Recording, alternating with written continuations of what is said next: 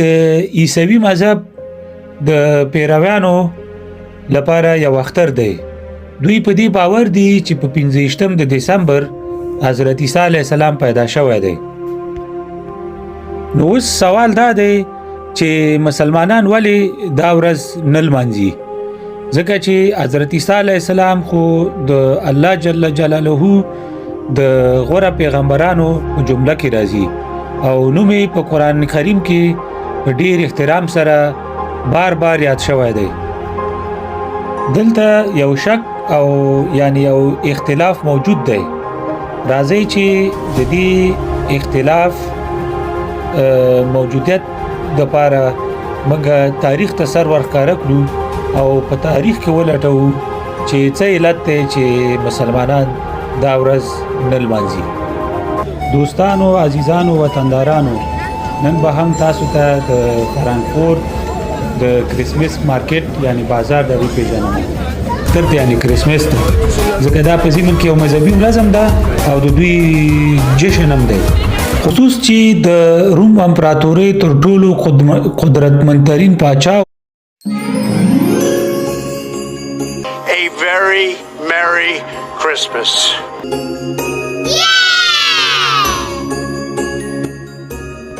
د دنیا تر ټولو لویترین فیستیوال کریسمس.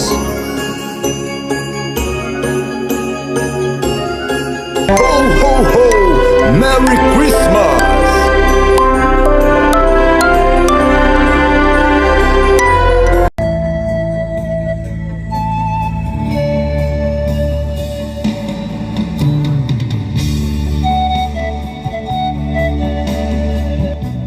سلامونه، جوړ په خیر، خدای دې روغ او جوړ اوسئ.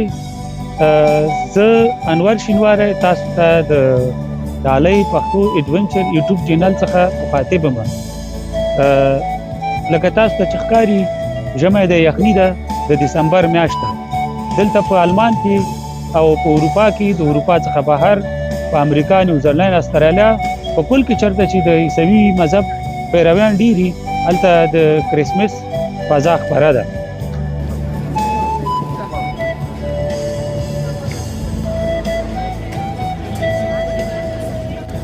دوستانو، عزیزانو، وطندارانو، نن به هم تاسو ته د فرانکفورت د کریسمس مارکیټ یعنی بازار د پیژنم. دا بازار چې د جرمني زوړترینو بازارونو څخه دی چې هر کال د نومبر د پای څخه تر دسمبر د 20 یعنی 40 پورې د خلکو په مخ باندې خلاصي او په ډیر تعداد کې خلک راځي ورڅخه لیدنه کوي او ډیر خلک د خپل شوق او میل په خواخه باندې شیان اخلي. د ماښام په توره تیاره کې د دې بازار ښکلا ډیره په زړه پوري چې رقم څراغونه او ګروپونه پکې بلي. دلته قسم خوراکونه او د څښاک شیان پیدا کیږي. دا مارکیټ د فرانکفورت په 2 ځایانو کې لګول کیږي. دا اوس چې موږ یو دا د فرانکفورت د ډېرې مشهوري کوڅې زیل په خواوشا کې ده چې دلته اکثره ډېر د کالو او د مختلفو اجناسو او برانډونو دکانونه دي.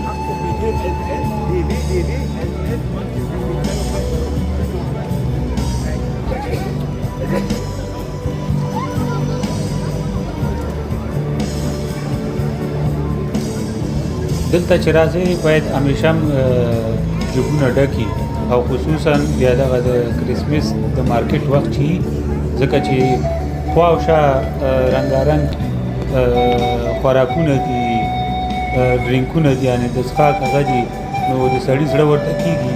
نو چې د چا په جب کې یو څه شي دا ما او سبحان هم راغلی وو، بس چکر وو، تاسو ته ښار هم در پېژنو او چکر هم وو. دی خو دا د چینایي یوم ډیر شوقي دی. لږ به دغلته وګرځو او یو څو شېبې وروسته به بیا هغه اصلي د کریسمس مارکیټ ته لاړ شو چې هغه بیا ډیر په زړه پورې او ښکلی دی.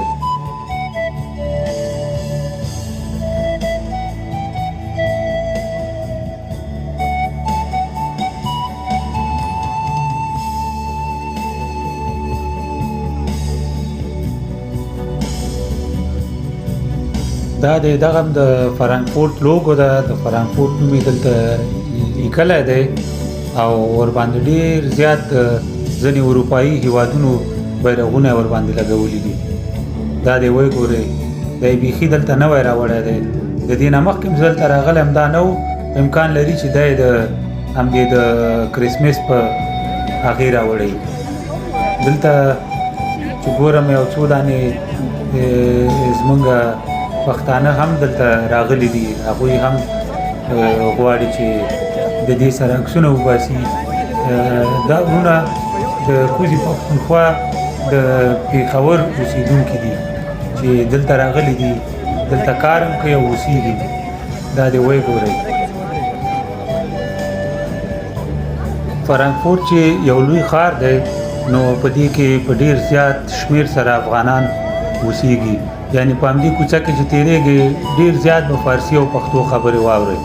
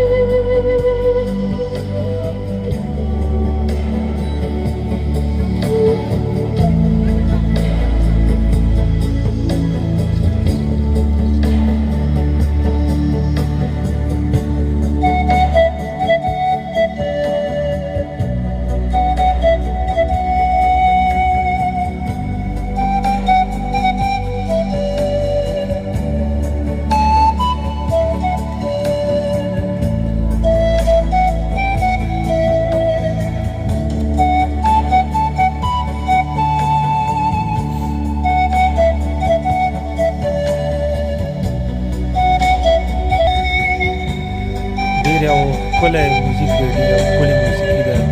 هغه خو هسې نه دي ویلي چې موسیقي د روح غذا ده. دا اوس چې ورته ولاړ یم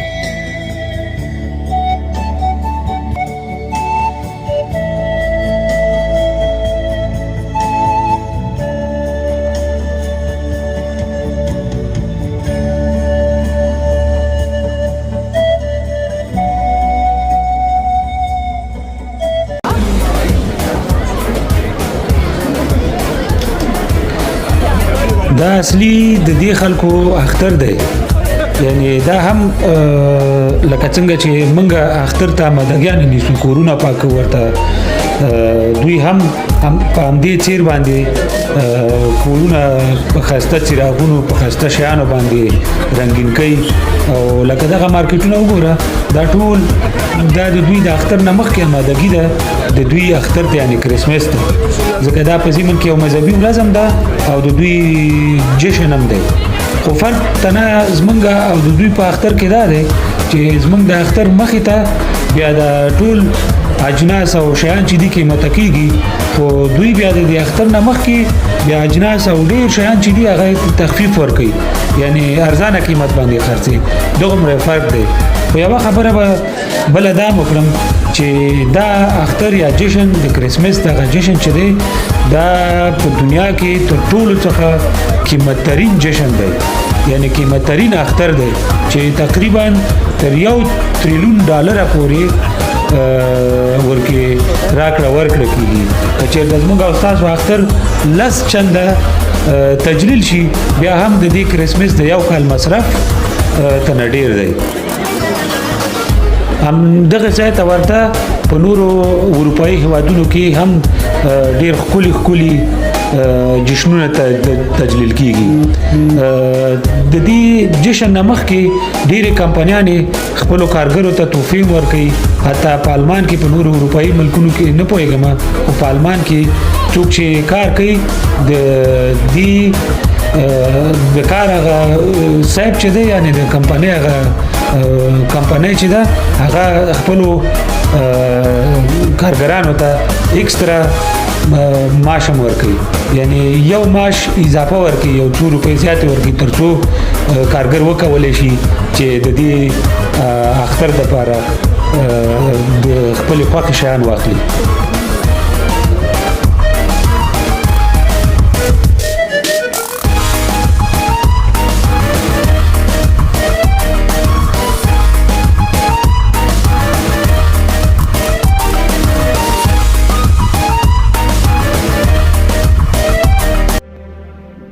کرسمس چې د عیسوي مذهب د پیروانو لپاره یو اختر دی. دوی په دې باور دي چې په 15 د دسمبر حضرت عیسی علیه السلام پیدا شوی دی. نو اوس سوال دا دی چې مسلمانان ولې دا ورځ نه لمانځي؟ ځکه چې حضرت عیسی علیه السلام خو د الله جل جلاله د غوره پیغمبرانو په جمله کې راځي او نوم یې په قرآن کریم کې په ډیر احترام سره بار بار یاد شوی دی. دلته یو شک او یعنی یو اختلاف موجود دی. راځئ چې د دې اختلاف موجودیت دپاره موږ تاریخ ته سر ورښکاره کړو او په تاریخ کې ولټوو چې څه علت دی چې مسلمانان دا ورځ نه لمانځي. لوس څخه 2000 کاله پخوا الله جل جلاله په فلسطین کې حضرت عیسی علیه السلام پیدا کړ.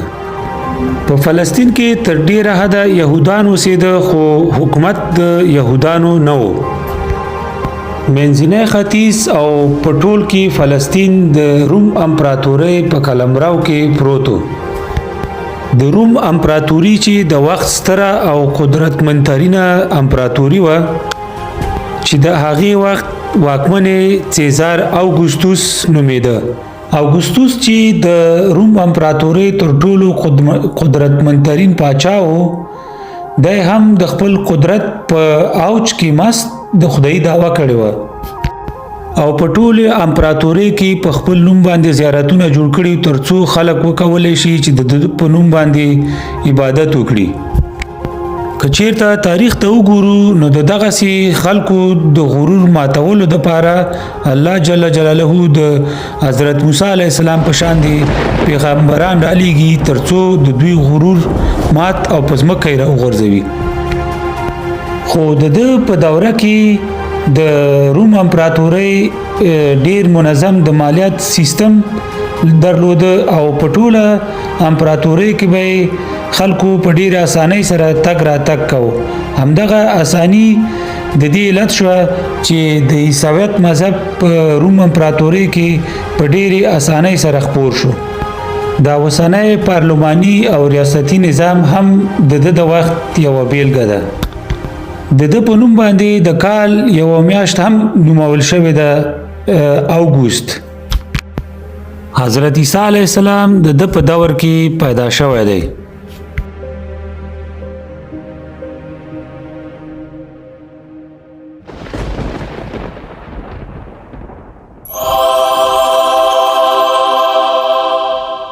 أشهد أن لا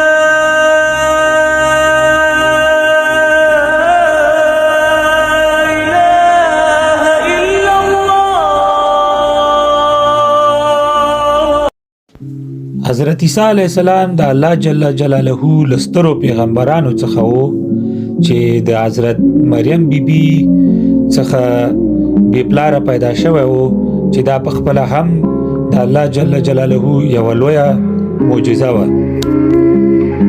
حضرت بیبي مریم علیه السلام چې یوه پاکه میرمن وه نو د خلکو لخوا څخه د ډیر شدیدو انتقادونو لاندې ونیول شو ځکه چې حضرت عیسی علیه السلام بې پلاره پیدا شوی و او په همدې وخت چې الله جل جلاله حضرت عیسی علیه السلام ته داسې معجزه ورکړه چې په زانګو کې خبرې شروع کول پیل کړه او خلکو ته ویل چې زه د الله جل جلاله بنده یم تاسو ته پیغمبر را لېږلی یم او انجیل کتاب په ما نازل کړی دی.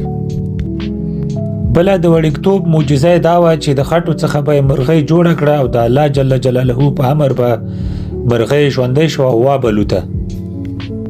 نورې معجزې هم الله جل جلاله ورکړې وې چې د هغې جملې څخه ړانده بینا کول او چا به چې خبرې نشو کولی ګونګیان به رغول او حتی په ځینو ځایانو کې به مړي هم را ژوندي کول. د همدې معجزو سبب شو چې ډیرو خلکو په ده باندې د جادوګر ګمان هم کاوه. حضرت عیسی علیه السلام د الله جل جلاله څخه په اسرائیلو ته پیغمبر را لېږل شوی و ترڅو یهودانو ته د توحید او تقوا او د تورات د سم فهم پیغام ورکړي. ځینې یهودانو پر ده باندې ایمان راوړ خو ځینو مشرانو یې د پیغام ونه منوده. همدغه اختلافونه د دې سبب شو چې د یهودانو مشرانو او د رومیانو په ګډه سره د حضرت عیسی علیه السلام د مرګ دسیسه جوړه کړه. د اسلام له نظره حضرت عیسی علیه السلام مړ شوی نه دی او الله جل جلاله اسمان ته خیژولی دی. د آخر زمان په وخت کې به الله جل جلاله هغه د اسمان څخه راکوز کړي ترڅو خلکو ته صحیح لاره وښیي.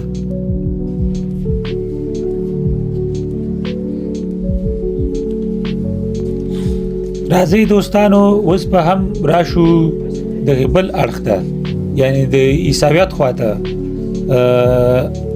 وبلټو چې ولې عیسویت لکه دا اوسنی عیسویت تغییر وکړ یعنی په هغه څه پاتې نشو کوم ته چې الله جل جلاله حضرت عیسی علیه السلام را لېږلی و. راځئ وبلټو چې چا او څنګه د اوسني عیسویت ته تغییر ورکړل شو.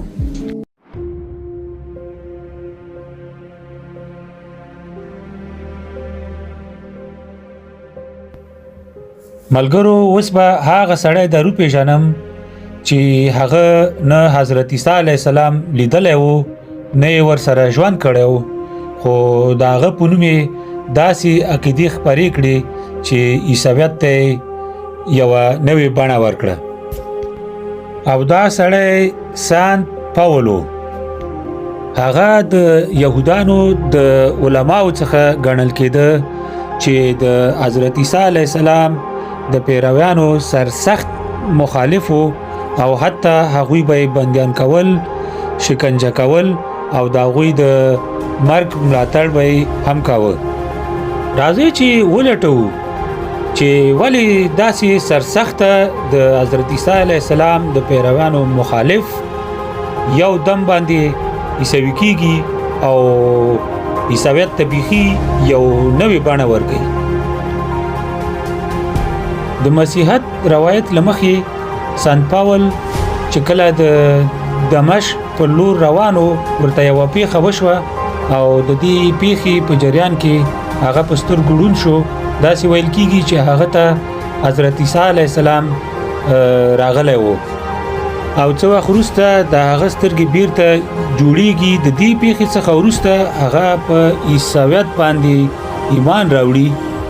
یو ځای د نورو عیسوي ملګرو سره د عیسویت دین د خپرېدو په باره کې ډیر په شدت سره تبلیغ کوي چې دی هم د یهودي علماو او د رومیانو سرسخت مخالفت سره مخامخ کیږي.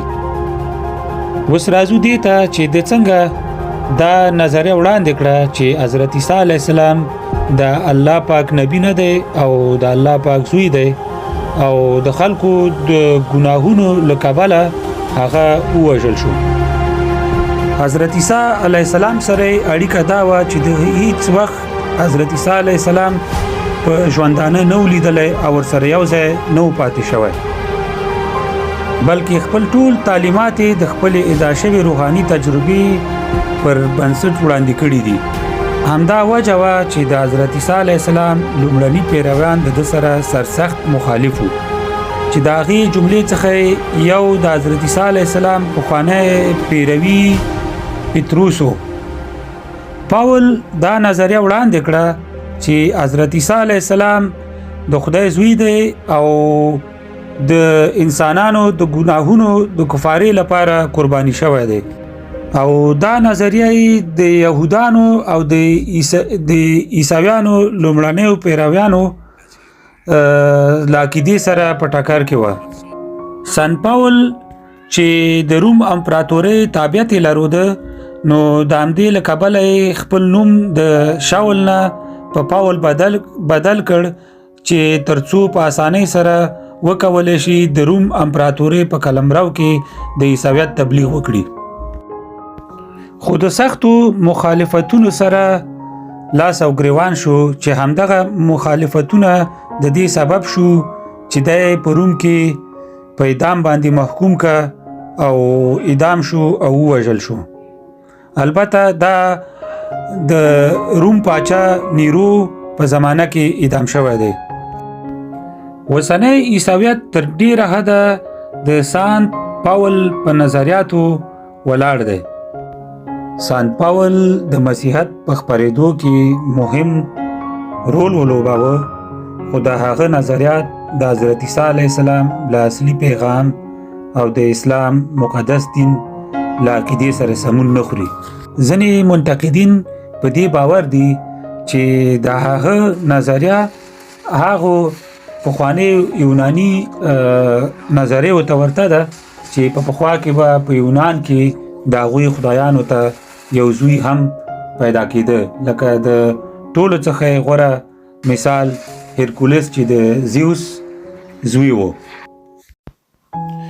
ځینې تمدنونه، فرهنګونه او دودونه دومره قوي چې حتی مذهبونه هم ورباندې په بشپړ ډول باندې تاثیر نشي کولای، چې د هغې جملې څخه یو د روم تمدن او ورسره د یونان تمدن هم دی، چې د عیسویت دغه ستر مذهب هم ورباندې تاثیر نه دی کړی، یعنی د دوی د دودونو او د کلتور سره په ګډه باندې یو لاره پیدا کړې ده او مخ په وړاندې تللی دي.